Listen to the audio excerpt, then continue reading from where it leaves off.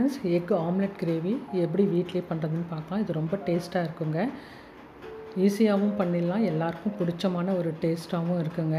நம்ம ஃபஸ்ட்டு ஒரு ஆம்லெட்டை செஞ்சுட்டு அதுக்கப்புறம் இந்த கிரேவியில் போட்டு அதில் ஆட் பண்ணும்போது டேஸ்ட்டும் ரொம்ப நல்லாயிருக்கும். வாங்க இது எப்படி செய்கிறதுன்னு பார்க்கலாம். நான் இதுக்கு வந்து ஒரு 3 எக்கு எடுத்துக்கிட்டேன்.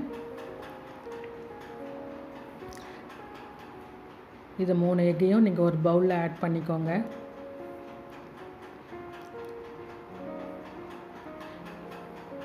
இதுக்கு சில்லி பவுடர் அது 1 டீஸ்பூன் ஆட் பண்ணிக்கோங்க. Garam masala powder 1 teaspoon add பண்ணிக்கோங்க. தேவையான சால்ட்டையும் ஆட் பண்ணிக்கோங்க. இது எல்லாத்தையும் நல்லா மிக்ஸ் பண்ணி விடுங்க.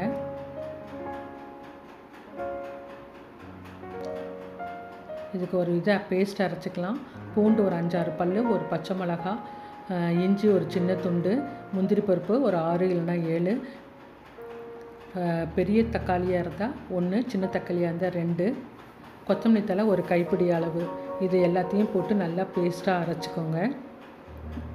இந்த அளவுக்கு நல்லா நைஸாக இருக்கட்டும்.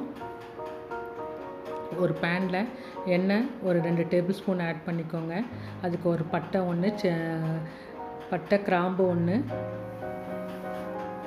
பே லீஃப் 1, இது எல்லாத்தையும் போட்டு நல்லா வணக்கிட்டு பெரிய வெங்காயம் 2 போட்டு அதையும் நல்லா பொடியாக கட் பண்ண பெரிய வெங்காயம் 2 போட்டு அதையும் நல்லா ஃப்ரை பண்ணி விட்டுக்கோங்க. கொஞ்சமாக சால்ட் ஆட் பண்ணிங்கன்னா நல்லா ஈஸியாக ஃப்ரை ஆகிடும். நல்லா ப்ரௌன் ஆகிற அளவுக்கு ஃப்ரை பண்ணிக்கோங்க. அரைச்சி வச்ச மசாலாவையும் இதில் ஆட் பண்ணிக்கோங்க. இதை எல்லாத்தையும் நல்லா மிக்ஸ் பண்ணி விடுங்க. இதுக்கு chilli powder 1 tablespoon add பண்ணிக்கோங்க. கொத்தமல்லி தூள் 1 டேபிள் ஸ்பூன் ஆட் பண்ணிக்கோங்க. கரம் மசாலா தூள் அது 1 டீஸ்பூன் ஆட் பண்ணிக்கோங்க. கஸ்தூரி பேத்தி அது 1 டீஸ்பூன் ஆட் பண்ணிக்கோங்க. கையில் தேய்ச்சி விட்டுட்டு இந்த கஸ்தூரி மேத்தி ஆட் பண்ணும்போது நல்லா வாசனையாக இருக்கும். இதெல்லாம் நல்லா மிக்ஸ் பண்ணி விடுங்க. கொஞ்சம் நேரம் மூடி வைங்க, எண்ணெய் பிரியட்டும். இதுக்கு தேவையான சால்ட்டை ஆட் பண்ணிக்கோங்க. தண்ணி இதுக்கு 1/2 கப்பு ஆட் பண்ணிக்கோங்க. எவ்வளோ கிரேவி நமக்கு தேவையோ அவ்வளோ தண்ணி ஆட் பண்ணிக்கலாம். நான் ஒரு 1/2 கப் தண்ணி இதில் ஆட் பண்ணியிருக்கேன். திருப்பியும் கொஞ்சம் நேரம் நல்லா மூடி வைங்க. இந்த மசாலா வாசனையெல்லாம் போகிற அளவுக்கு நல்லா எண்ணெய் பிரிஞ்சு வர அளவுக்கு திருப்பி கொஞ்சம் நேரம் மூடி வைங்க. இப்போ இந்த டைமில் நம்ம ஆம்லெட் தயாரிச்சுக்கலாம். ஒரு பேனில் நம்ம கலந்து வச்சுருக்கிற எக்கை ஆம்லெட் மாதிரி ஊற்றிக்கோங்க. இது நல்லா ரோல் பண்ணிக்கோங்க. வெந்த பிறகு இதை நல்லா ரோல் பண்ணிக்கோங்க.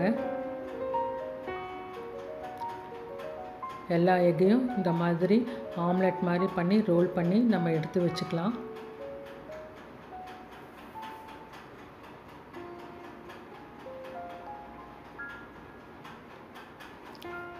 இதே மாதிரி எல்லா ஆம்லெட்டையும் ஊற்றி நீங்கள் ரோல் பண்ணி எடுத்து வச்சுக்கோங்க ஒரு பிளேட்டில்.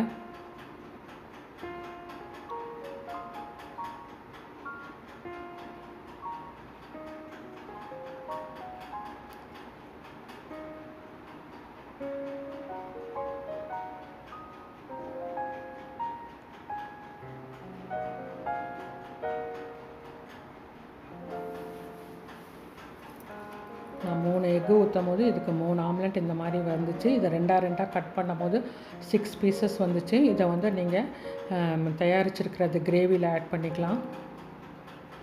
இப்போ இதை 2 கட் பண்ணிக்கலாம். ஃப்ரெஷ் க்ரீமு அது ஒரு 2 டேபிள் ஸ்பூன் இதில் ஆட் பண்ணிக்கோங்க. இந்த க்ரீம் ஊற்றும் போது இன்னும் டேஸ்ட்டு நமக்கு என்ஹான்ஸாக கிடைக்கும்.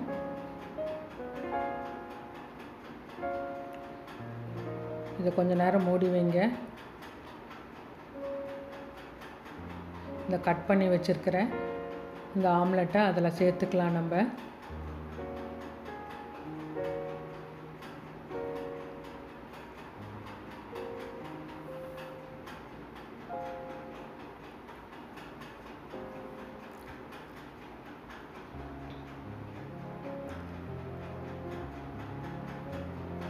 ஒன்றா சேருங்க. இது மேலே இந்த கிரேவி கொஞ்சம் நல்லா மூடுற அளவுக்கு வச்சுக்கலாம்.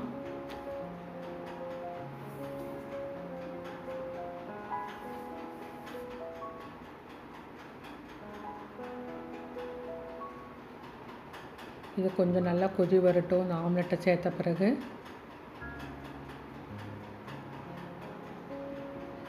இது நல்லா ஃபைனாக கட் பண்ண சில்லியை, க்ரீன் சில்லியை 1 இல்லைனா 2 க்ரீன் சில்லியை நல்லா பொடியாக கட் பண்ணி இது மேலே ஆட் பண்ணிக்கோங்க.